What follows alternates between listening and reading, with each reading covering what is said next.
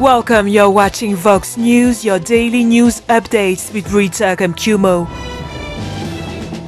Our headlines today: South Africa donates its unused Oxford AstraZeneca COVID-19 vaccine doses to the African Union after scrapping their use due to efficacy concerns. Witnesses recount the deadly ethnic clashes that erupted over the weekend at a market in southwest Nigeria. The terrorism trial for Paul Rusesabagina, the hero of the hit movie Hotel Rwanda, begins in Kigali. Our top story today: South Africa announced on Tuesday that it would offer its doses of the AstraZeneca COVID-19 vaccine to the African Union after discarding their use due to concerns over their efficacy against the COVID-19 variant that has emerged in the country. AstraZeneca doses which we purchased have been offered to the African Union platform, which we are part of, and they will be distributed to the countries that already indicated interest, that do not have this particular challenge of this variant. There will therefore be no wasteful and fruitless expenditure. The recent announcement around the limited efficacy of the AstraZeneca vaccine, so-called Govt, which has already been cured, was certainly disappointing. However, we are determined not to be derailed on our commitment to roll out in February. South Africa, the country considered the epicenter of COVID-19 in Africa, has instead turned to vaccines developed by American pharmaceutical giants Johnson & Johnson and Pfizer. As announced by the President, we have also managed to successfully secure 9 million doses of Johnson & Johnson, and the first batch of it will be delivered within the course of this week, and of course the announcement will be made about the starting of the vaccination. We have heard also that 500,000 doses are expected over the next 4 weeks, and supplemented by those from Pfizer, 20 million. I can also just say that in discussion, we have actually involved enough dosages to be able to cover all the people that need to be covered in South Africa.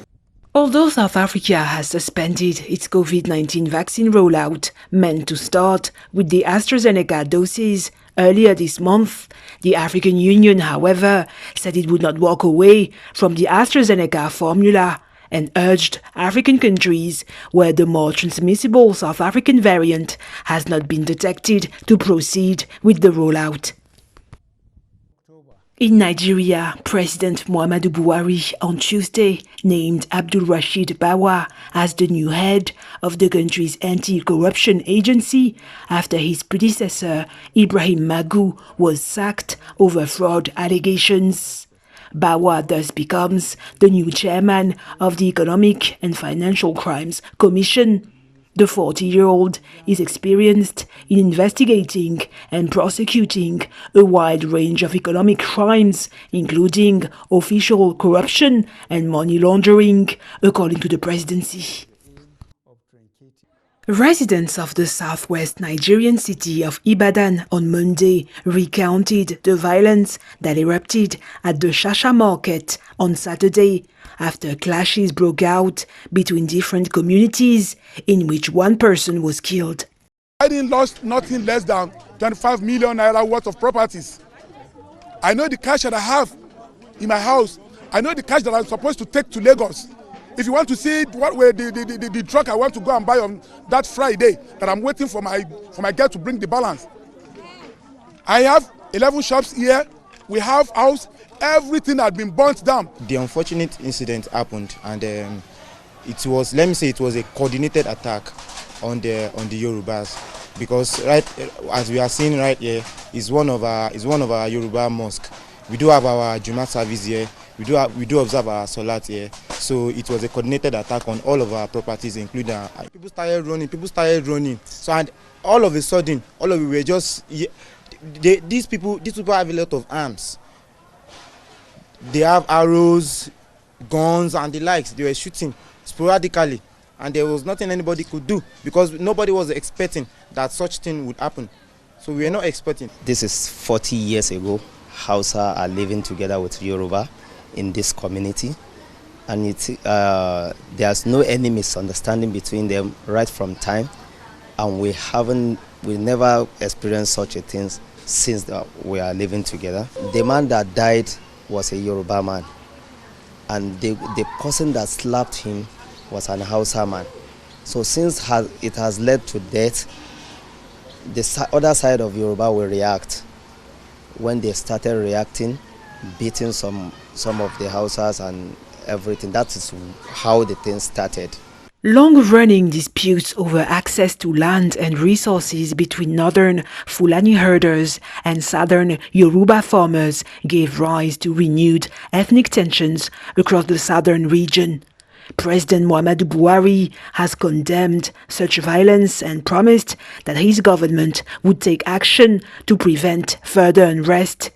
The authorities have temporarily shut down the Shaha market and imposed a curfew in the area. In the Sahel region, Chad's President Idriss Déby announced on Tuesday that the country would send 1,200 troops to combat jihadists in a flashpoint Sahel border zone, as former colonial ruler and ally France looks to reduce its long-standing military presence in the area. President Déby's move comes a day after he called for international support as G5 Sahel countries and France began a two-day summit in the Chadian capital, N'Djamena, focused on the future of their anti-jihadist campaign in the troubled Sahel region. In the Northern Africa region, hundreds of Algerians rallied on Tuesday to mark the second anniversary of the mass Hirak protest movement, which forced former President Abdelaziz Bouteflika out of office as he attempted to run for a fifth term. The protesters gathered in the heart of the city of Kerata, considered the movement's birthplace. Algerians have decided today to express their right to self-determination. The regime and the organization manipulate slogans. This system asks Western Sahara to account for its plight while manipulating and oppressing Algerians. Today, the city of Kerata is a sanctuary, a place of pilgrimage, and a Mecca for all Algerians. Demonstrators protested against the military and current President Abdelmajid Tebboune in office since December 2019. Tebboune is illegitimate. He was appointed by the generals and they were the ones who damaged the country. Young people want to build their future and their country. We didn't come here to party. We came to make them go. Long live the Iraq. The people have spoken. You must go. You all must go. You generals, the traitors, go. We will not stop. The people want the fall of the regime and the fall of the traitors. Anti-government protests that came to a halt in March last year due to the coronavirus pandemic have resumed in recent weeks, especially in the northern Kabylie region. The Algerian people are demanding a complete overhaul of the ruling system in place since the country's independence from France in 1962. In neighboring Libya, Libyans this Wednesday celebrated the 10th anniversary of the start of a revolution that toppled former leader Muammar Gaddafi, sparking a decade of chaos in the country. Celebrations in the Martyrs Square in the capital Tripoli were attended by government officials, including Fayez al-Sarraj, the outgoing Prime Minister of the United Nations-backed Government of National Accord. In Rwanda, the trial for Paul Rusesabagina, whose story inspired the 2004 Hollywood movie Hotel Rwanda, started this Wednesday in the capital Kigali. The 66-year-old government critic faces 13 charges, including terrorism, complicity in murder, and forming an armed rebel group. He will be tried with 20 alleged rebel fighters. The Rwandan government claims that civilians in southwest Rwanda were killed in 2018 and 2019 because of groundwork planned by Rusesabagina.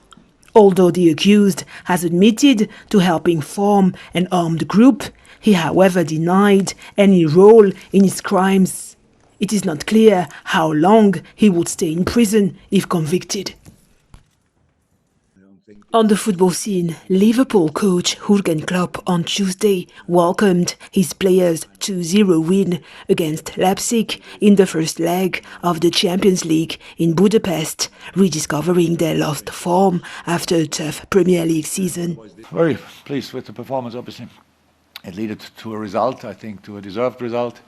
There was a game where you don't expect big advantages for one or the other team because of the nature of both teams, because both are really good organized, both defend really well, both are used to cause the opposition side problems in the way they want to build the game. I thought that worked slightly better out for us tonight. So we kept a clean sheet, we scored 2 goals, we forced the opponent to make the mistakes we made pretty much in the last few weeks, that's clear.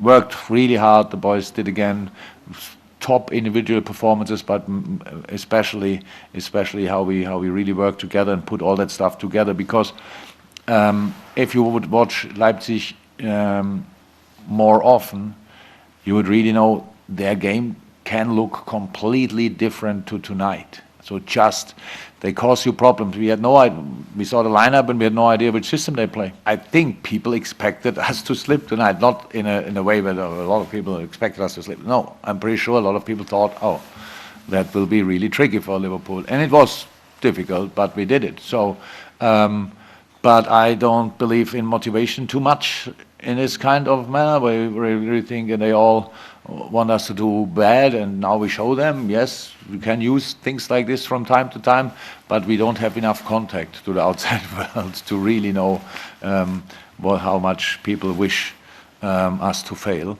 Luckily, after 3 straight defeats in the Premier League, the Reds eventually defied people's expectations with their first leg win over Leipzig in the Champions League round of 16. That's it for today. Thank you for watching Vox News.